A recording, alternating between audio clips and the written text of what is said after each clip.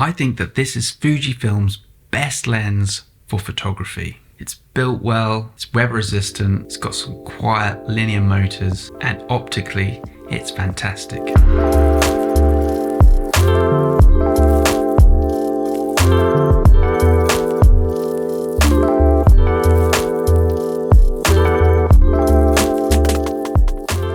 So I bought this lens back in May of 2024. I was in Japan, I was feeling kind of fruity, and I thought, well, the yen is a bit weak at the moment and I can probably get this for a very good price. So I headed to a place called Map Camera. If you know, then you know.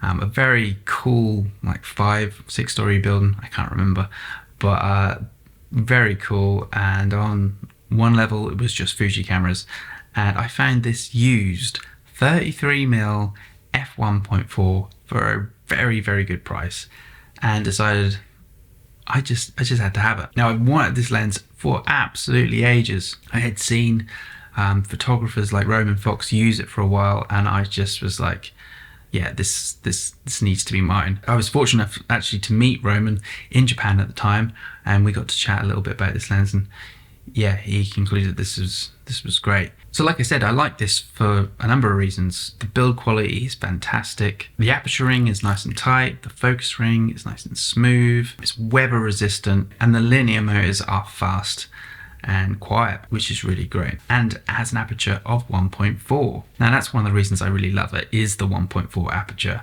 because with a APS-C sensor, you know, it's not full frame, and you do need a wider aperture for when shooting in low light. Now, when I was in Japan, and if you've ever been, you'll know that it's very well lit, and so you don't necessarily need it, but it's so nice to have, and it's nice to have that shallow depth of field. And yeah, I think it was a great place to buy it and test it out and try it, and yeah, I have absolutely no regrets. I've recommended this to students, and yeah, they've shared the exact same opinions as me. I do use a black pro mist filter on this thing. I use Earth's ethereal 1/4 strength black pro mist filter. I've loved using this thing. Now, a 1/4 strength is sometimes a bit too much for some people, but hey ho, you know, when you're only gonna try something, it's best to kind of sometimes go all in. And I've loved the photos I'm getting from this, especially these ones from London. Really, really kind of just softened the image, made it more cinematic, you know, gave it a bit more of a bloom, and really, really impressed with the company Earth.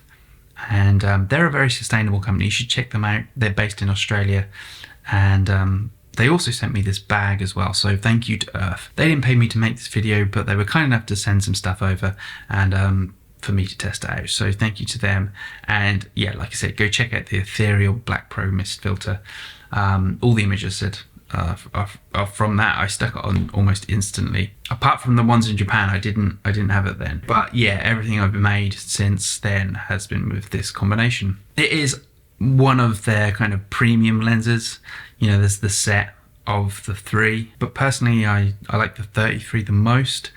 I love that kind of 50mm equivalent, which is what the eye sees as 50mm. So it's something that I particularly am invested in, but it is pricier. And so in that case, I'd like to offer, obviously, a second option. Also, if you'd like to see more content like this, like and subscribe for more. Other than this being my favorite lens for photography, my actually lens that I've had since the beginning, and I've never parted with, and it actually is the one. Let me find it. It is the 35 f2. I adore this lens. I have loved it since the beginning, and it was like my first prime lens that I bought to go with my Fujifilm X-T3. So it is definitely a lot cheaper, and it's a hell of a lot smaller and lighter. Perfect for travel and street photography, and it fits so well on an X Pro 3, an X-T30. It really is a great lens, and I recommend this to beginners and all types of people. This is for everyone. This is just, you know, as a lens goes, so inexpensive and you know, and great. yeah, I can't say enough great things about it. I've made a video particularly just about this lens, but I wanted to talk about the 33 because I think if you're, wanting to level up a bit, I think that's the lens to choose. But you can see the difference in the two there. One is particularly bigger than the other and weightier, but though this really couples well with the XH2S, so that's what I'm using it for.